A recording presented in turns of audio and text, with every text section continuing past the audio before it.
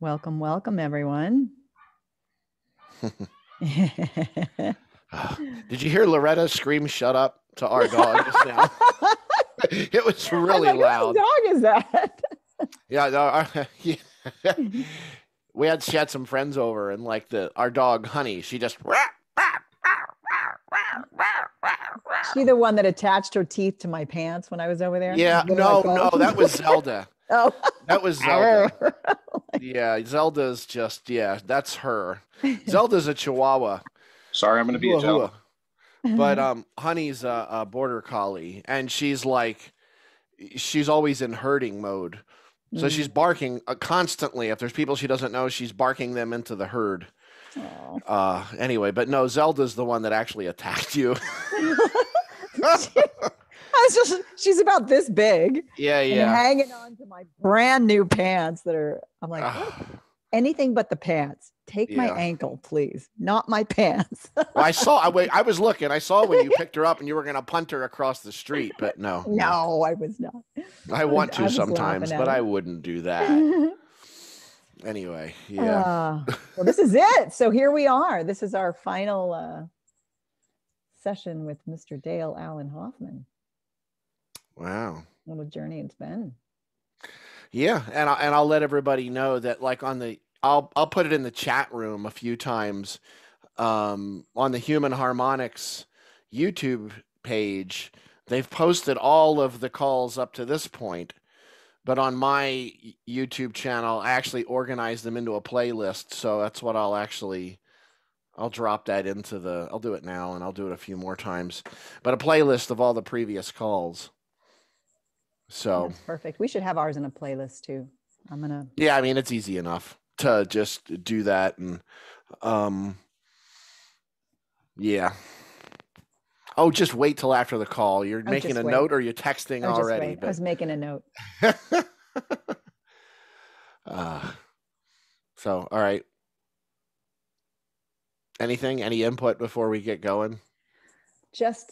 Well, I would actually love to hear any input from anybody. This is one of my favorite things favorite sessions that I've ever hosted, for a number of reasons. And you're just so well organized in the way that you present them, and it's not without being present in what's happening right now. So that's always a beautiful experience for me. Yeah, I used to be more unorganized, but I got over it. So no, it's been I got to say one thing actually before we get going is sometimes it's not that I take it for granted. I live and breathe this stuff constantly. So sometimes I guess I just on some level not forget, but sometimes it just slips my mind the magnitude of what some of these sort of are going to be like for some people. Yep. And there's nothing like that to have a live event and to have, especially when there's like a couple of hundred people in the room or even just 10 people and you hear things that the guilt, the shame, and the fear that was foisted upon, that was all garbage. All of it was just junk to keep a good person down. And it's awesome that's why people ask me a lot. They're like, why do you keep doing this Christian thing? You could do anything. And I'm like, well, I feel like this is the one where, at least here in the West, there's the most prisoners. A lot of good people, and some that are good people within it, and they don't need something else. They're fine. I know people that are standard textbook born again Christians, and they're fine. And it's like, it's nothing. But they're really good people. And there's other ones that are like, I don't know, there's something more. And those are the ones I'm here for, or the ones that are carrying that bag of guilt on their back. Yeah. And I think too, it's time. I mean, I was talking to another friend of mine just about religion in general, where there is this essence of truth, that God is love running through all of it. There are miracles that take place in all these different types of religions because they have that piece of truth. And I think it's really, what's happening within religion isn't any different than what's happening in the rest of the world. And that is that we're all being called to a deeper truth and to stand in it and not allow someone else to tell us what that is. But other people can awaken it within us. And so with regard to our relationship to our faith or our religion, can we listen and be called to just stand in what the truth is and allow the rest of it to fall away? Because that's, there's always this truth in the center and then all this other stuff that comes around it. Reclaim it, like reclaim the truth of the beautiful faith or religion that you've chosen or were raised up in that serves you. Hold on to the truth of it and allow the rest of it to be pushed away. And it is our choosing to stand up in it that's going to allow it to right itself, if you will. Yeah, and I like Chantel wrote God is love, and I hope that it's still sitting there where I can see it later when we actually get into the term, that we're going to talk about today, which I think all of Christianity kind of pivots on the term. But unfortunately, the term is exactly 100%, 180 degrees opposite. It's exactly 100% perfectly opposite of its truthful meaning. So, but it's, I'm actually going to write it down just in case that goes further down in the chat thing. But yeah. And we will open it up, for people's input in the end, and sort of talk a little about where the heck do you go from here. So, yeah. Okay. Any input? Anything? Anybody? We're opening the floor. All right. Opening the floor. No, that's the word. That's the way down the hell. I think it's all yours, Dale. Okay. So I have been working on, someone actually emailed me like, I don't know, I guess it was like 2 months ago, asking me if I had ever encountered an Aramaic translation of the Hail Mary prayer. And the funny thing was I realized the other day, after 2 months of me actually going, oh, wow, what a good idea, and working on it, it didn't take me 2 months. It was just a matter of, cutting out some time. And then when I finally kind of formalized it and wrote it down, then I replied to her 2 months later. But, for me, not being I have to say one thing, and he's on the call, of course, Michael Ormond. Mikey's, my best friend since forever, but I have such a gratitude for him being in my life because he keeps me grounded in his, well, even this way is a good way to put it. Being raised Catholic, he sort of has this way of tapping me on the shoulder and say, sort of, listen, remember, it's, there's some people out there who are going to think the opposite of what you're saying. So, and he's always, and since I went to a Catholic church once other than going to like St. Patrick's when I lived in New York, I only attended a Sunday service at a Catholic church once. And that was with my friend Bill McNamara, who happened to live just a couple doors down from Mike. And it was so different for me. I guess I was 10. We were on the same soccer team together. Well, so was Mike. This is 1982. And I remember the rituals and like the kneeling and all that was very different than it was for me being Methodist and going to the Episcopal Church for quite a while too, both Methodist and Episcopalian Church, which the Episcopalian Church was like Catholic light, like same great taste, but less filling. It didn't have all the fireballs thrown at you, but it still had the pageantry and the majesty, which was nice. But it's like without Mike, I would sort of have forgotten, like, let me put it this way, Catholicism means universal, and it doesn't, but unfortunately, when that was crafted, it didn't mean universal as in cosmic universal. It meant everybody's going to believe, is going to basically adopt this or else. But the thing is, Mike has this beautiful way of reminding me, why can't we? He's never said that. I've said this, but I'm crediting him with my great insight here. That, just kidding. That, why can't we turn it from the one universal into the one universal that? I'm with you, Mike. Yes. And it's funny because, just a few days ago, and when Francis, Pope Franny, when he said, we can't bless same-sex couples because we can't bless sin, I thought, well, at least he's there in office, but I'm also like, it'll be nice maybe in my lifetime if the person running the largest organization on the planet, religious, financial, otherwise, actually knew what sin was. Bless his heart. And I say that just from a place of love. So maybe we'll see that in our lifetime. And I think there's more chance of that for him than, Joey Ratz, which was the New Jersey mob name of Joseph Ratzinger, who was Benedict, of course, before him, who was a little bit different. But anyway, so I see the way when I approached the Hail Mary prayer, it was very, I don't want to say sober. That just sounds weird, but I was very conscious of handling it with kid gloves. And I saw some other people's translations. And one thing that's unfortunate is modern Assyrians really bless their hearts. They don't want to hear this from an American, but they tend to hammer the pronunciation of the language really bad. There was a vowel shift in the 19th century that caused a lot of pronunciations to go off kilter. So I saw a lot of what people are doing. And also I thought in a couple of cases, I realized they had made mistakes, because a lot of people may not realize this, but the Hail Mary prayer, Hail Mary, full of grace. Some say Hail Virgin Mary, full of grace. A lot of this, like half of this prayer, actually came from the Gospel of Luke and was just pulled in. And then a little bit was added in Latin, a little bit actually even in English. So I think what I'd like to do is to open this up for everyone. It would be a beautiful thing for all of us to tone a sound together. Now, the fun thing about toning on a Zoom call is you really can't hear everybody else unless you turn your speakers loud enough to get it feeding back.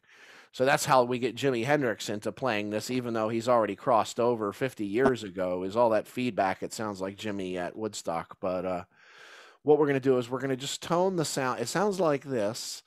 Maria. Everybody knows that word, Maria. Maria is the root in Aramaic of the word Lord. As a matter of fact, Lord is, whether that be addressed to Jesus, to the one, etc. Maria was actually the word, funny enough. But if you put the letter mem at the end of the word Lord, you have Mariam. And Mariam is actually the name Mary in Aramaic. So Mary's name is actually the word Lord. Wow, who knew that? And I'll say this. There was a lot of Marys back then. If you read the Bible, it's obvious. You can't keep track of all the Marys. And a lot of people kind of smash like 2 or 3 of them together and just assume it's the same one.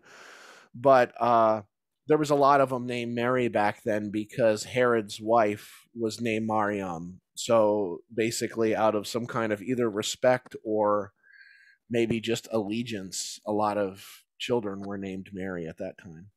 So what we'll do is, before I begin the prayer, I can actually show, let me bring it up so you can see what it actually looks like. And now you're going to, once I pop this on, you're going to hear my voice, but you're not going to see me. Everybody sees that. So what the Hail Mary looks like. I am going to open this with just a simple, for me being a guy, the tone will be a little bit lower. Maria, like that. We're going to make this sound Maria 3 times. Toning, if anybody isn't aware of what that is, I'm sure by now you know what it is if you've been around me, but it's essentially you're elongating the vowel sounds and allowing yourself to get within the harmonics, the intonations, the frequencies of a particular word, prayer, sound, etc.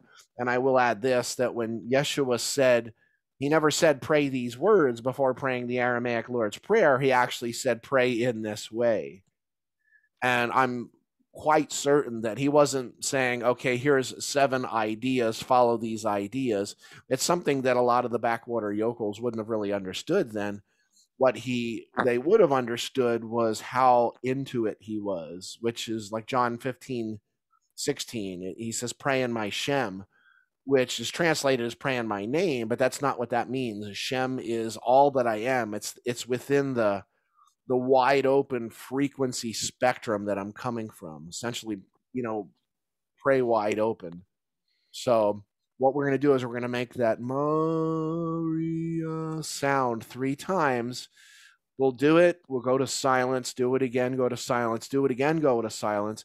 And then I'll just recite the prayer. I'll do it first in Aramaic, and then I'll do it in English. And anybody who knows it in English, you already know it, but that's fine. So you're not going to hear a very, very different version than you would with the Lord's Prayer, because with this being so, I'll do that eventually, probably break it open a little bit deeper, but I don't think it really needs to, actually. It's unlike the Lord's Prayer, which has so many layers to it. So what we're going to do is begin by taking a big breath in the nose.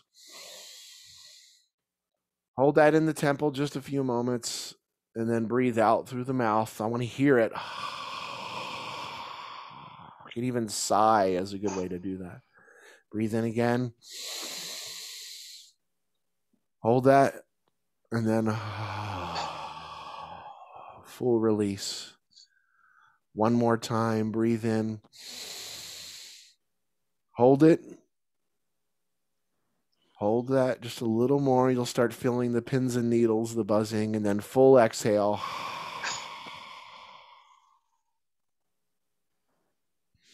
We're going to tone the sound of Maria 3 times, okay?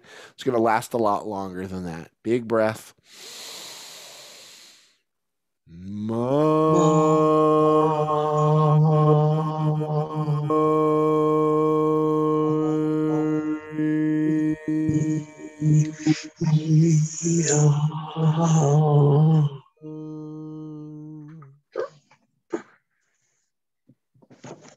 Just be in the silence.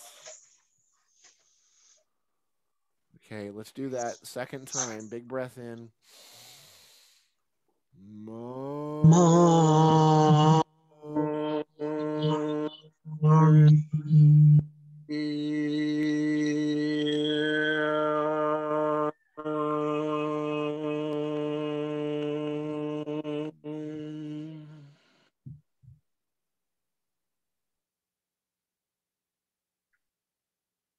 Okay, one more time, and then rest in silence. Big breath.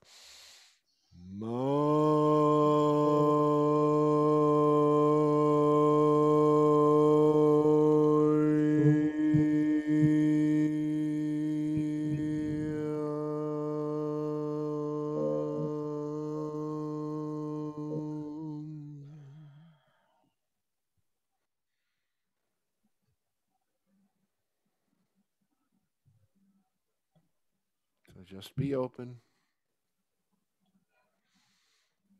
Shalom Laki Mariam. Maliat Tebuta. Moran Eameke. Mabarakta Anti Beneshe. Wambarak Hu Piara the Bakarski Yeshua. Wakadishta Mariam Amada Allah. Datsalao Elaine Hanan Khatia. Hasha Wabsheta de Malta. Hail, peace to you, more specifically Mary, full of gratitude and grace. Same word. Maran, the cosmic one, the Lord is with you. The blessed radiance you are among women.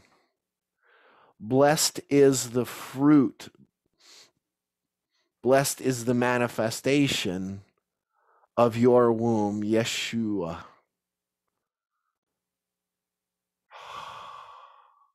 Holy, profound, universal Mary, Mother of Allah, the One. Pray for us. I'm just going to say sinners and put that in quotes. Now and at the hour or time of hour, the Malta death. Let's tone the sound Amen, Amen one time, and then back to silence, okay? Amen, wide open.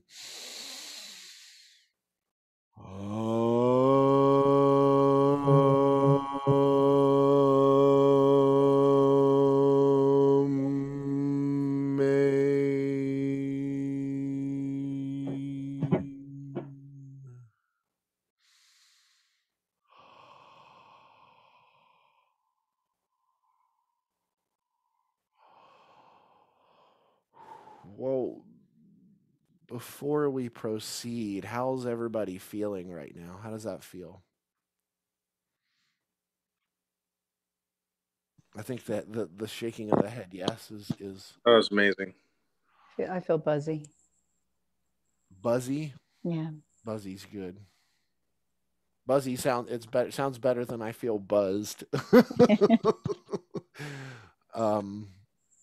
That was it was a sacred thing for me to work with that. And like I say, even though someone asked me about it, it's actually Mike that keeps me. He just has this gentle tap on my shoulder, reminds me, hey, what about us Catholics? But he doesn't wear that. He doesn't wear that like a suit, to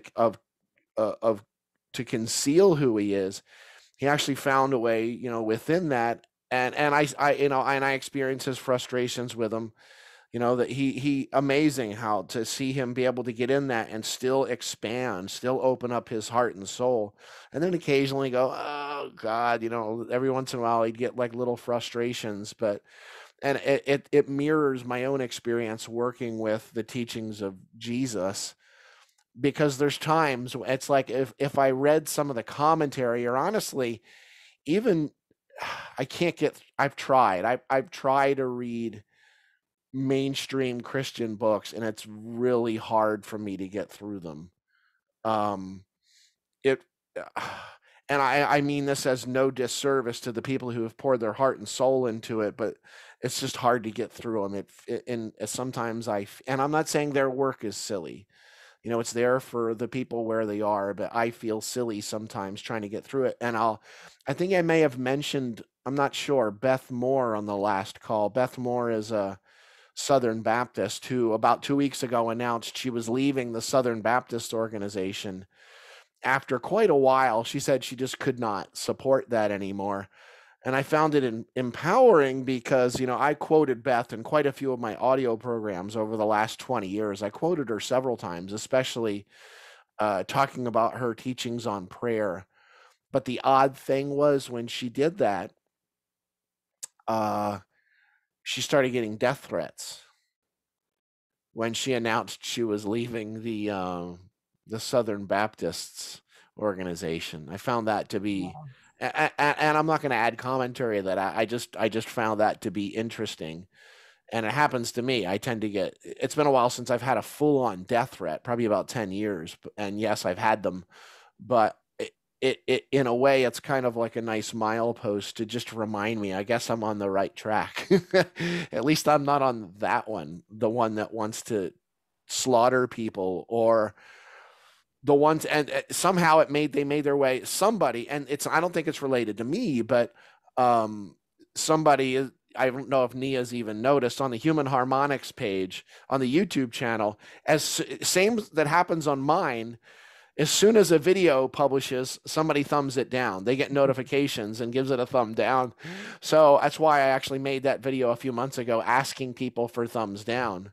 And I got more thumbs up in relation to views on that video than any video I've ever had, and it still doesn't have a damn thumbs down. So please, somebody find that Rattled Your Cage video on my channel and give the damn thing a thumbs down, because everybody else refuses to. I think they're doing it. Hey, you want a thumbs down, buddy? So I have to laugh at that the archetype of all that. And I feel that I was talking about this idea of there's being this kind of central pivot of what I would say exoteric or external. I don't want to just say it's all external Christianity, but more literal Christianity. And unfortunately, it's not correct literal, it's incorrect literal. So if they were going to be literal, at least it'd be a little better if they weren't making so many mistakes. But that realization of only begotten, I just wanted to add a little bit into this before I'm pretty much, there's not a lot I have to say about this. I think what's really going to happen is the magic of all of us interacting on the call with this.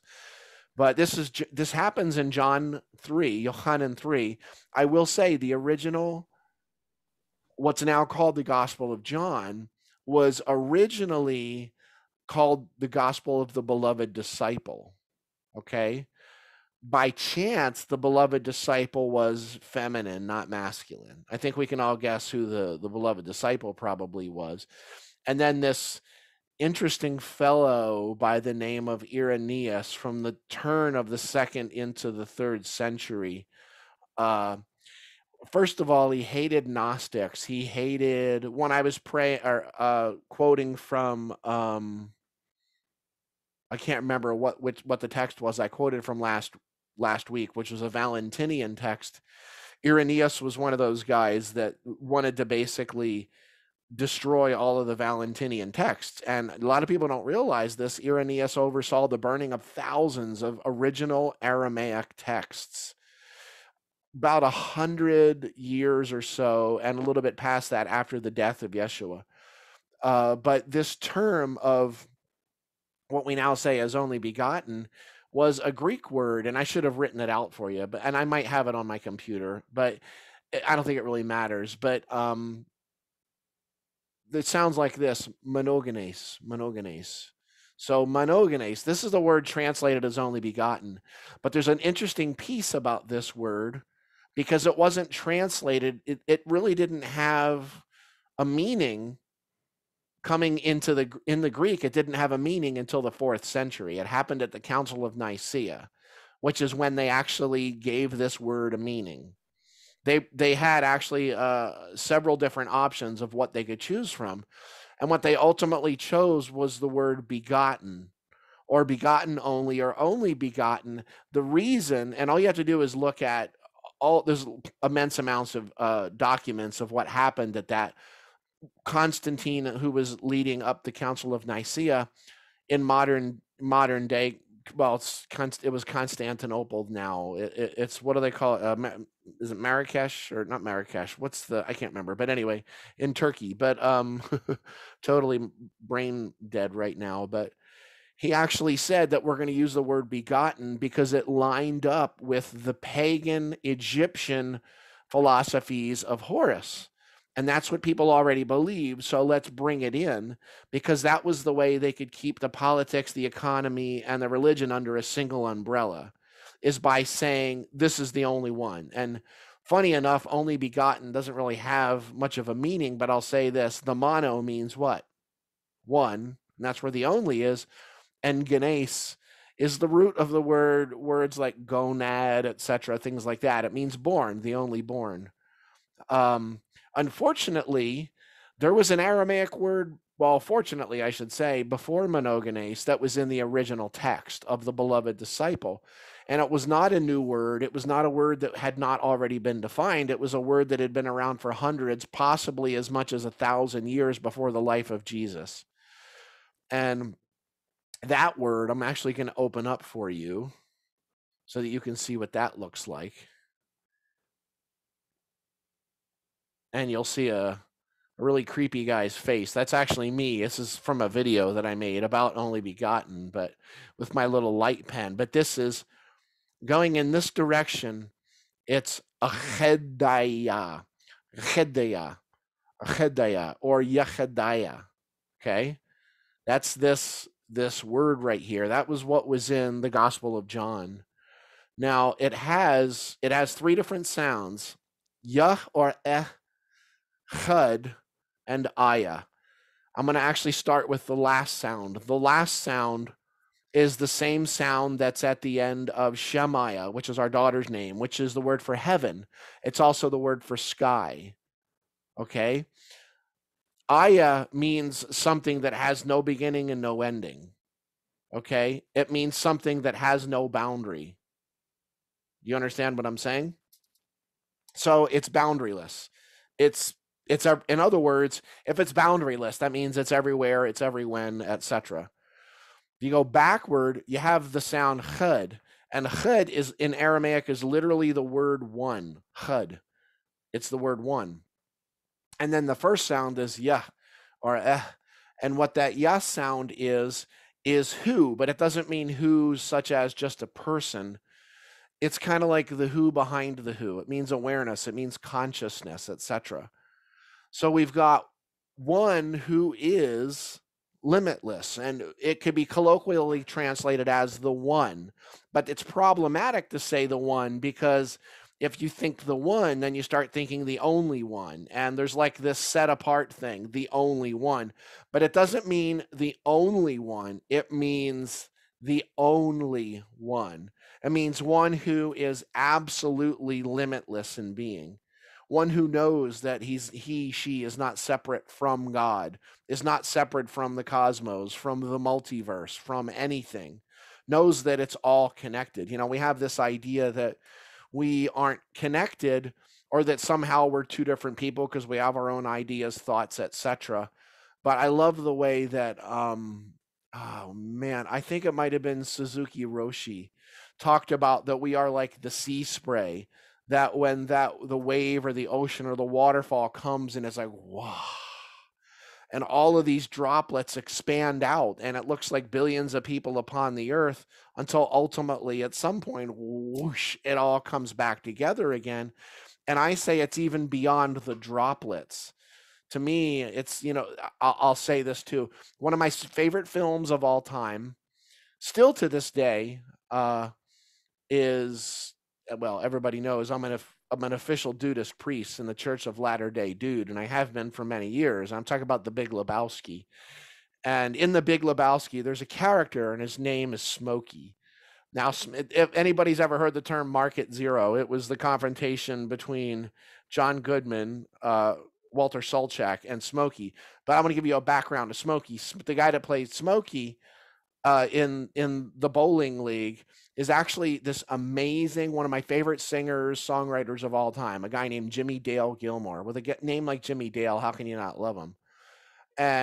But in the movie, he's amazing. But he actually wrote a song where he was talking about he and his wife were having, this is unrelated to the film, we're having an argument, and he would always kind of puff up his chest and tell her what's what. And then she just stopped him one day. She put her hand up and she said, you know what? You're the wave. You're not the water.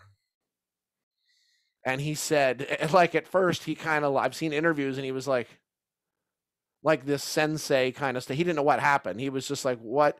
He didn't understand it at first. So he ended up sitting down, and he said it was like the ultimate, she didn't cuss at him, nothing. She was like, you're the wave, you're not the water. So he sat down and he just sat there, and he spent like weeks, and he would walk back up to his wife and he'd go, and he didn't know what to say to her. He had no response to this. So he ended up sitting and writing a song about it. And it's profound because it's not like you're like going deeper than Suzuki Roshi. It's not like you're a drop in the ocean. You're actually the formation. Whatever God is, I am. And it's not like maybe you're not the entire ocean, but you're a wave. And I'm not going into any surfer analogy here, although Nia knows I could. You know, you're actually the wave. You're the formation. Because it can be so problematic to say that you are sort of a thread within God, or you are like a grain of sand, because it still has the idea of separation. What I'm saying is when you go down into the middle of you, there's God. And you go a little further, there's more God, and more God, more God, more God.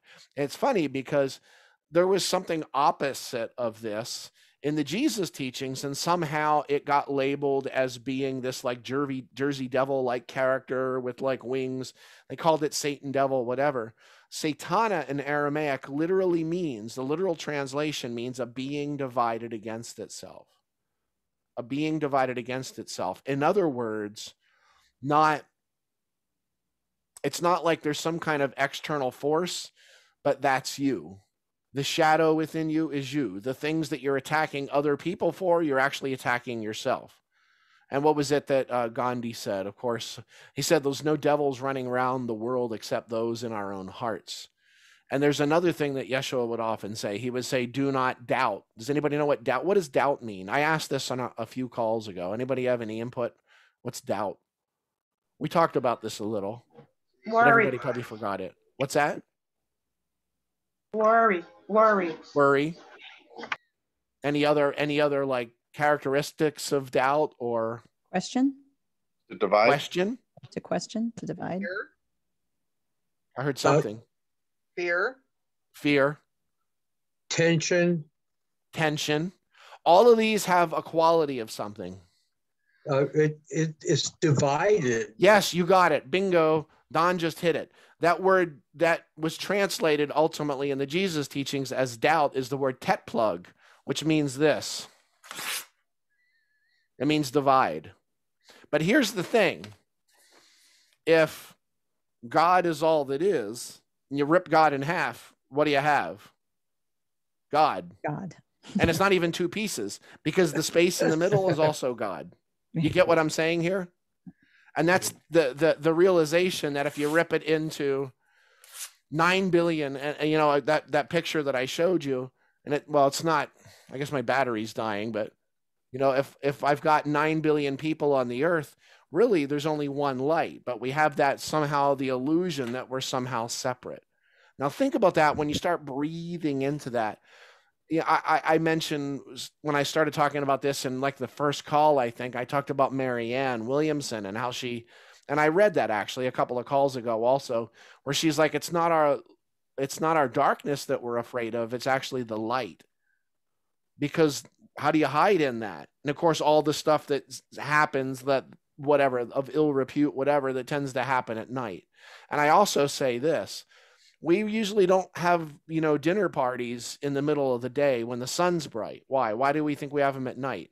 Because you don't have to clean in the corners. The light can be low. You can kind of push the junk over behind the coffee maker. Maybe that's not the only reason we do them at night. But understand that rather than that thought that Christianity holds of it being Jesus being the miraculous one, as if one of these dots on my mouth, or on my mouth, one of these dots on my eye, one of those dots on my mouth is the miracle one. Well, then what about all the others? Does that make sense to you? No. That one of these dots is the Son of God? Is it? And let me ask you another question beyond that. Is that even possible? Is it even? It's not even possible. Even the theology is wrong of it. It's not even possible.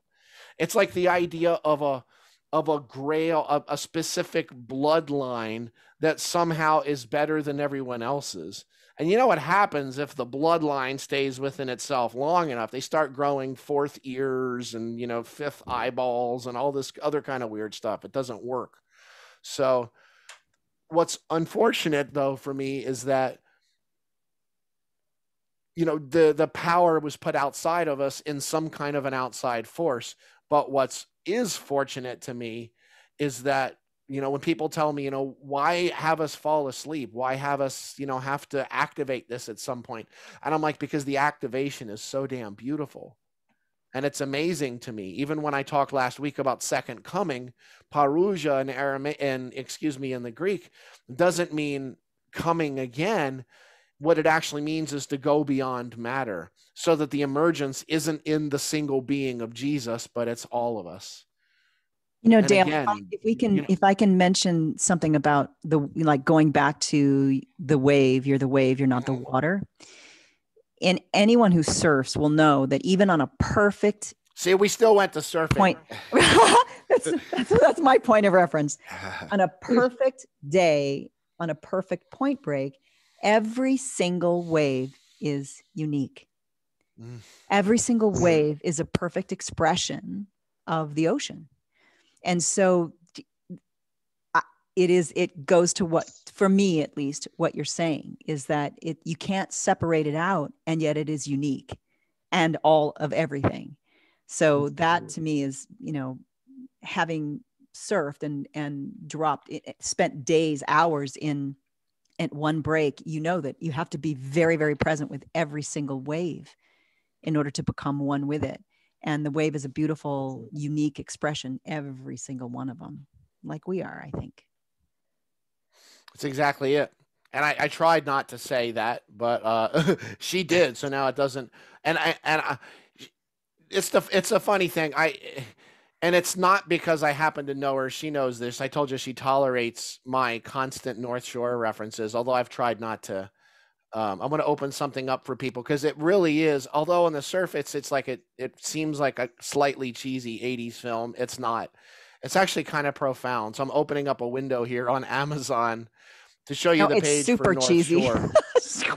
You gotta watch it because oh my God, who's this right here? But and Matt Adler, he's so adorable. But it's actually a really I gotta say that the sensei, or should I say, in this movie, it seems like on some level it's Gregory Harrison, or it could be Vince, of course, the head of the Hui. But really, to me, neither of them are the master. To me, the master is this guy named Turtle. And yes. Turtle, to me, is like the Big Lebowski. He's, this amazing... Anyway, Nia thinks I should write a book all about Turtle's quotes or something. But my point in that is this, is that it's even that film, whatever, it's almost like a lot of Christianity turned us away from nature. It turned us away from the wildness, in the root of our soul. It turned us away from a connection that is so unbreakable that there's no way to hurt another human without hurting yourself. And there's just no way. There's no way to. That's why it fascinates me when I see, and I'm without going toward politics, how this wacky fringe of Christianity has turned into something that is exactly 100% perfectly opposite of what Jesus taught, which is that it's inside of you, that you're responsible for your world. You're literally not you don't have dominus, which is the word Lord, or dominion as in dominate. That word actually means stewardship. You're a caretaker. Somehow all this stuff was removed, but not just of the earth, which was removed from Christianity in a lot of ways. You're a caretaker for each other. And until we learn how to take care of ourselves and learn that love, and then to be able to share that with others. If there's any reason I do what I do, it's because if I didn't, it's if I knew, learned all these things, and then I sat here in a room and didn't share this stuff, that's awful. I mean, that would be awful. It's like having somebody that's an amazing musician that doesn't want anybody to hear it.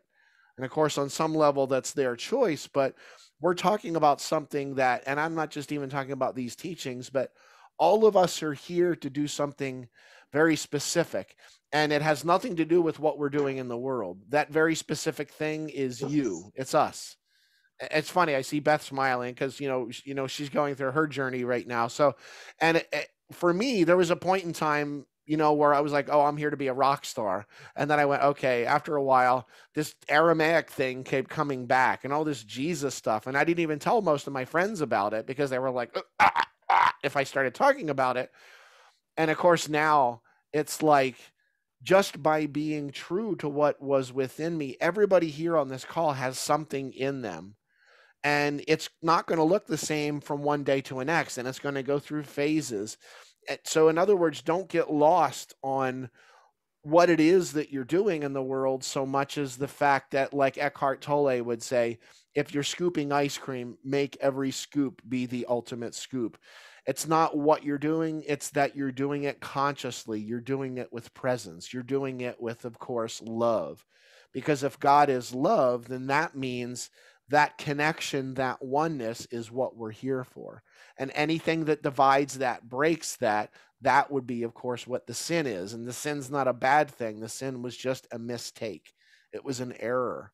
And there are no errors in the world because you can't really break God up. All of the conflict, all of that exists within this movie that's not even there.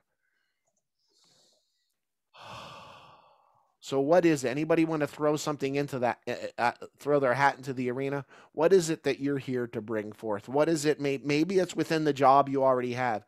Maybe it just means to be an amazing parent. Maybe it means to be, a total blithering asshole, because maybe somebody's here to be an asshole. I don't know. But just do it in such a way that it's conscious. and that you are, of course, I don't know, maybe that's what Ted Nugent's thing is. I don't know, but I don't know what he's here for.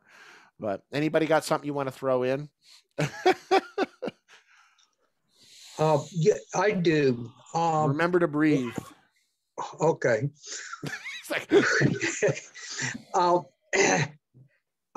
I believe that I'm here because I was created by the Creator. Sorry to use the cognate object there. And I was given two missions, and they're quite related. The first is as I go through life, to go inside myself and listen to what the Creator is telling me to do. And my mission is to adhere. And since the Creator is working in the world to redeem the world, sometimes the Creator wants me to participate and gives me a signal. And again, my mission, my second mission, is to adhere.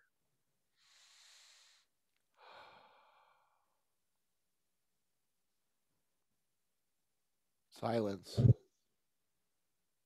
Don's an amazing soul because and I don't know if he's actually seen that. There's a video that I put up like earlier in the year from a talk I gave a couple years ago in Silva at the Open Door Spiritual Center, Barbara Jeffrey's place.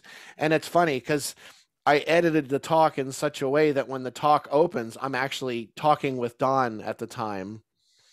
As my talk opens, and I say it right in the beginning. I'm like, Don is so he's just incredible. I acknowledge that in our lives in more ways than one, but because I can give like this, like a talk, and I love it because he always has the most incredible insight. But the thing that I love the most is that he comes up at the end of almost all talks and he's like, okay, I've got 4 questions. And I love it because but they're always things that kind of like what Mike does for me, that shows me blind spots and biases and things of that nature, etc. And I'll say this too. This all comes from being open and humility. I'm working with a guy in Glastonbury, Oliver, who we've been going word for word, letter for letter through the Aramaic Beatitudes of Matthew and picking them apart in pieces. And he's going to be the first person I officially certify as a teacher of Yeshua's Aramaic Beatitudes through at least my teachings. Mm-hmm. And he showed me something yesterday. I'm not talking about it specifically on the call right now, that I never saw looking at those friggin' Beatitudes since I was 7 years old, something I never noticed in the Aramaic, something that had been assumed in translation for 2,000 years that wasn't actually there. And it was funny because at first I was just like, oh, wait, I'm protecting my territory. Like, hold on, he's got to be wrong. And then I just kept breathing and my neck turned hot, not out of humiliation. I didn't want to punch him or anything. But I just kept breathing. And then finally I got through the other side and I was like, wow. And it was amazing because that burning experience, that's, if there's any hell, that's hell. And what that is, it's the arising of all those things you've divided within yourselves, all of your indoctrination, all of your fears and phobias and past experiences of being beaten or God knows whatever else. And we're here to support that with each other. There's got to be something else that somebody might want to toss in here. Something you're feeling. Maybe don't usually like talking in front of people. Somebody's got to have something to add. I mean, I can add something. Absolutely. I don't entirely know why I'm here, but I know that the experiences that I've been through and the things I am going through, it's been a day, but I think somewhere along the lines at some point, someone's gonna see it, someone's gonna need it in ways that maybe I don't even know, or read something I posted or something, or we'll have a kind of random conversation somewhere at some point, and they'll understand that they're not alone. in whatever they're going through, that someone else came through the other side, or is, stuck it through and is still going through it, but is here and living, and being true to themselves regardless of what others say or what they're going through. That's awesome. I wanted to add just a little bit, put a little piece in here, almost like to offer a gift to everyone. We were told to go away from what? We were told to move away from fire, stay away from the fire. The fire's bad. But you notice when you ever have these deep religious experience, whether it's, in Tantra or you're reading or meditation, it feels warm. And yet the funny thing is, when you think about utter and deep seated loneliness, it doesn't feel warm. It feels cold. And if there's any truth to a hell, it's that feeling of isolation. It's the feeling of separation from, quote unquote, God or each other. And what I'm telling people is go toward the fire. Funny, because Jesus said, those that are near to me are near to the fire. Those that are far from me are far from the kingdom. That heat that comes up when we feel humiliation is the burning up of all of those veils that separate us from the realization that we really are God. So I'm telling you to actually move toward. I'm not saying go out and specifically create humiliating experiences in your life, but there's a place in the Tao Te Ching where it says only the leader who can take on the humiliation or process or comprehend, in Chinese, the humiliation of the people is fit to rule them. Not one that when something is thrown at them, they deflect back, but the one that can take it. And you're not necessarily internalizing it per se, but you're allowing yourself to find those places within you where you feel, I do relate to this. And when they say that, I actually do feel this. And it feels awful. And you actually allow yourself to breathe into that and allow those things to rise to the surface. And that happens in the light when you bring it to the light. But when you bring it to the light, let me ask a quick question. I've been saying this in my talks for 25 years. I tell people, of course, the light of the sun in the olden teachings represented God. Now, what happens when you move closer to the light of the sun? You what? You burn.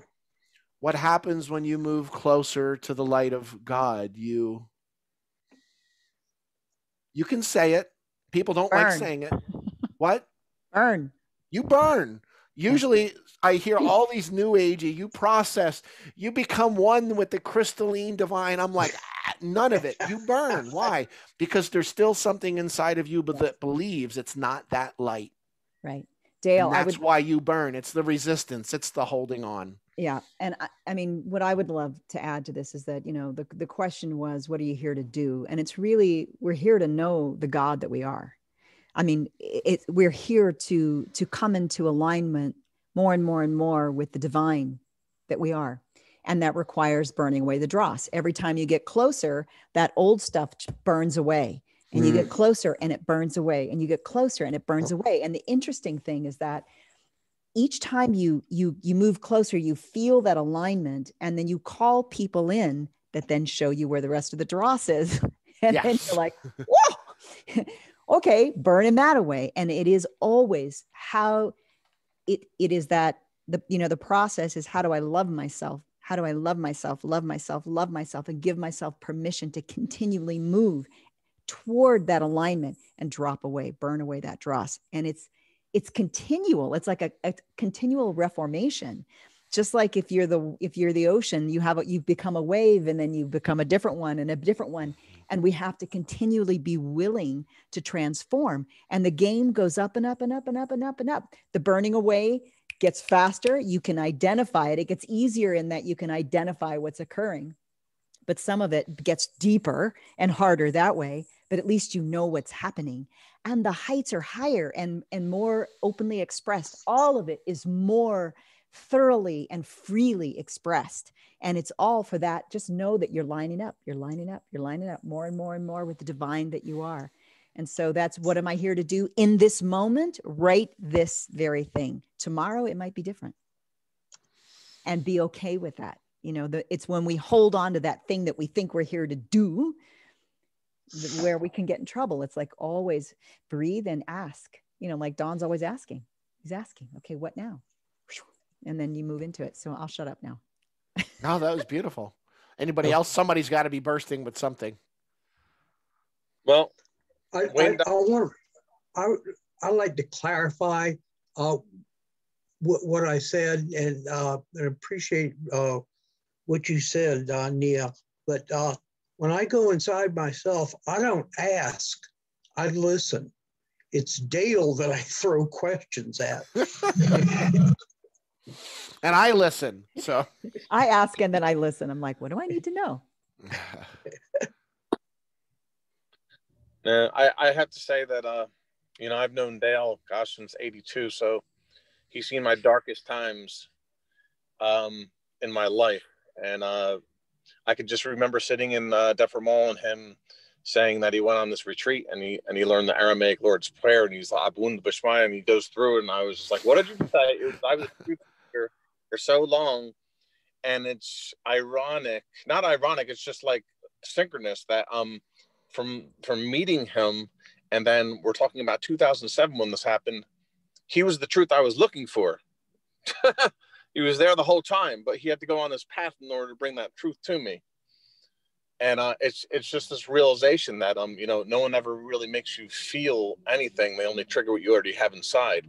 So Wayne Dyer's mantra is try to remain a candle that never flickers, though the worst goes before you.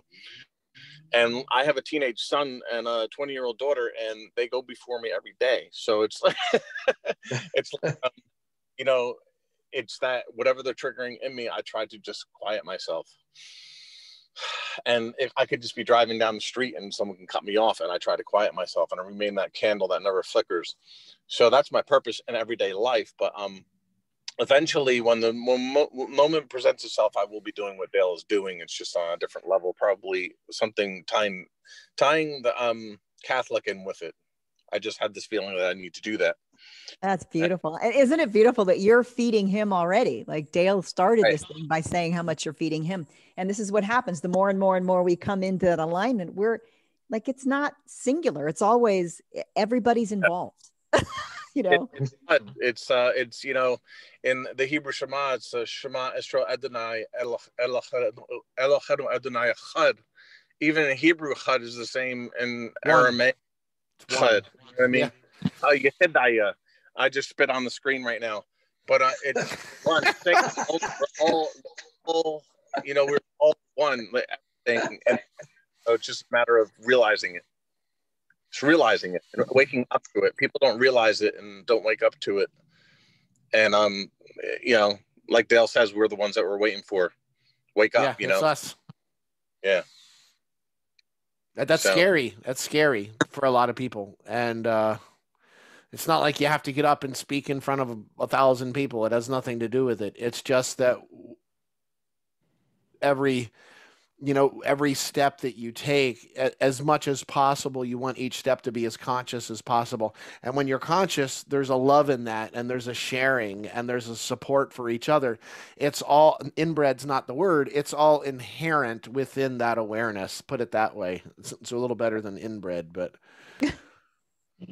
wow, the call's almost over. I mean, the whole series, we've done this for almost 2 months. Do you have a canker sore or something going on? Who? You sound like you're lisping. Do I sound like I'm lisping? Yeah, no, I don't, and I'm not lisping either. But where did that come from? I was just curious. I heard it the whole time. Like, why is he lisping? It's not anyway. Whatever. It doesn't matter. So I'm putting something into the chat room. It just says Dale Allen Hoffman newsletter. If you click, you can sign up on my email list, because this week I'm going to send out, again, I'll send out a link to all of the calls in the series, but I'm also going to send out a PDF of the Hail Mary for anybody who wants it on my email list. We could go on for another 6 months, but it's been awesome. It's been beautiful. And Nia and I have been kind of, tossing the ball back and forth for quite a few years at this point.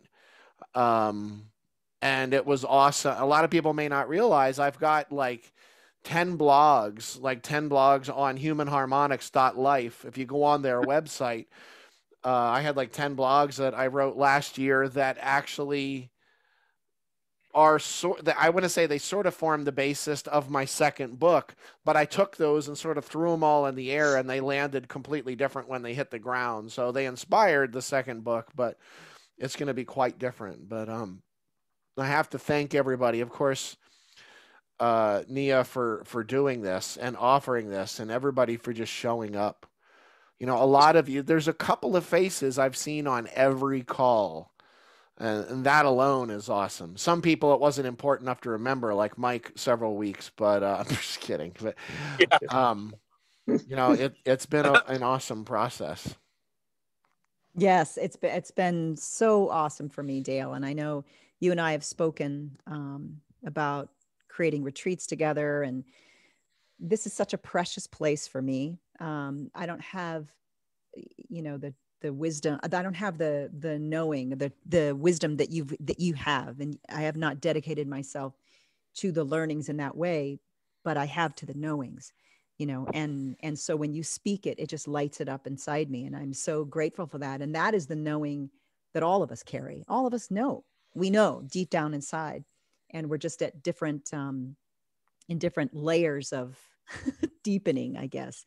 So I really appreciate you taking the time to do this specifically for Human Harmonics and anyone else out there. And everyone who's on the call, you have made this very, very special. This is something that we all co-created. And make sure to sign up for Dale's letter. If you want to stay more in touch with everything through Dale, you can have a direct line to him. Yeah. And I'll say, check for, dig around on the website. If you have questions, there's a little contact button there. It sends an email to me. As long as you're not threatening my life, I'll probably reply. So, and actually, even if you are, I probably still will. So, Dale, I sent you in under chat a question about the Hail Mary. Did you see that? When did it first appear? Well, as far as Luke, when Luke popped up, it depends on who you ask. Late 1st century, but and it was in the Gospel of Luke. The Hail Mary, the chunks, about 3 lines from the Hail Mary, came from the Gospel of Luke, and it was when Zechariah, of course, the father of John the Baptist, and was it Rebecca? What was his mother's name? Anyway, the angels came to them, said, "You've got a holy child coming." And then they went to Mother Mary and said, "You've got the holy child coming," which ultimately turned into the Annunciation or the Magnificat. This happened like right before the Annunciation, but then different lines were added over the course of several hundred years by different people. And actually, this is just one version. This is the most popular version within Catholicism. There's actually at least dozens, if not hundreds of versions in the Russian Orthodox, the Greek Orthodox. There's lots of different versions of it. Some have the word virgin in there. Some don't have the word virgin. There's things that are there, things that aren't there. But the crux itself of it has been around at this point for, I guess it's been over a millennia that it's been fairly well intact. It's just a couple of the lines kind of fell away after a while. So, I know we're going a little bit over, but I'm feeling led to really share something. For those of you who are Catholic, you may know Medjugorje. Medjugorje is a place of pilgrimage in Bosnia-Herzegovina because Mother Mary's been showing herself there in apparition to 6 visionaries who were children at the time. She's been showing herself in apparition every day since 1984 and giving these messages to them every single day.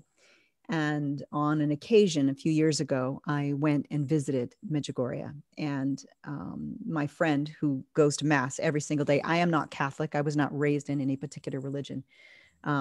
She asked me to read a book on Medjugorje before going. And so I did. And in the book, Mother Mary asks everyone before coming to this place of pilgrimage to read the Hail Mary 10 times. Every day for 2 weeks. And so I thought that, okay. So I looked it up and and started reading it. And every day that I knelt, I just said, okay, Hail Mary, full of grace, the Lord is with thee. And my heart would open up and I would just weep.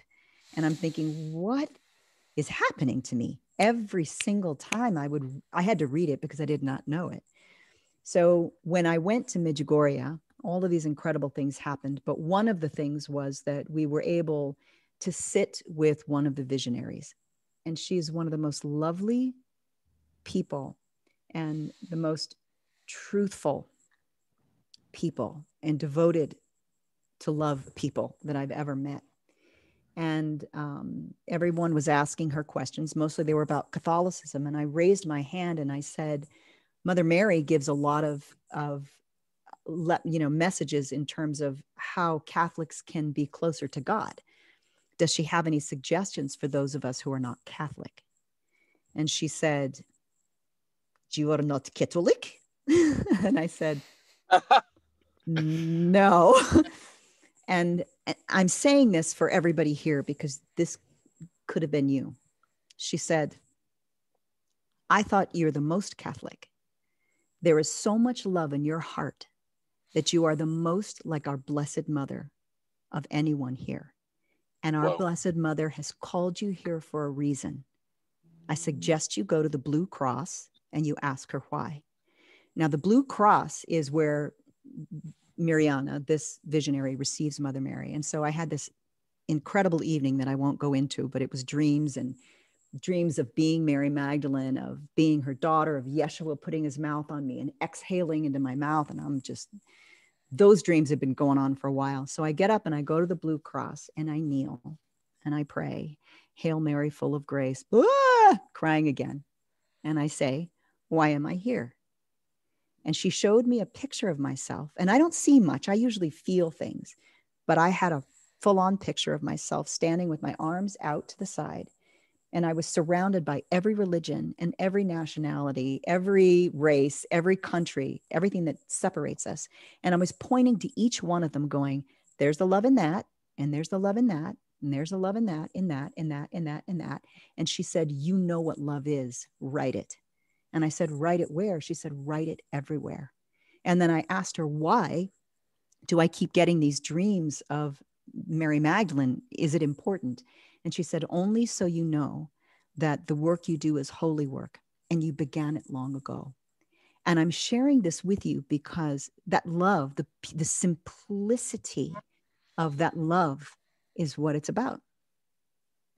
It is our true frequency. And in her presence, that prayer, if you can just sit with it, like all I knew was she was the virgin mom of Jesus. Like that's what I had heard.